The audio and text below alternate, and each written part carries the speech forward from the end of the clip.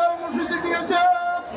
আমরা সবাই কাপড়ের কাপড় পরে তালিবানের শেষ পর্যন্ত থাকতে সংগ্রামী তাহিনী জনতা আমাদেরকে একটু আগে বলেছেন নেতৃবৃন্দ, সোজা আঙ্গুলে কি ওঠে না। আমরা সেখানে বসছি, যতক্ষণ দাবি আদায় না হবে ততক্ষণ আমরা ফিরবো না।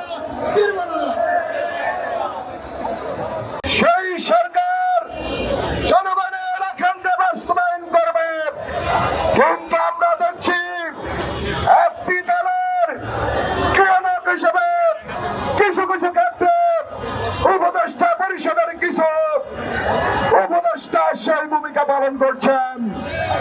আমরা মনে করি বাংলাদেশের অধিকার প্রতিষ্ঠার জন্য, মানুষের ভোটাধিকার নিশ্চিত করার জন্য, জুলাই বিপ্লবের শহীদদের রক্তের মর্যাদা দেওয়ার জন্য জুলাই সনদ বাস্তবায়ন করতে হবে, গণভোট দিতে হবে। সকলকে ধন্যবাদ জানিয়ে আমার বক্তব্য শেষ করছি। আল্লাহ হাফেজ।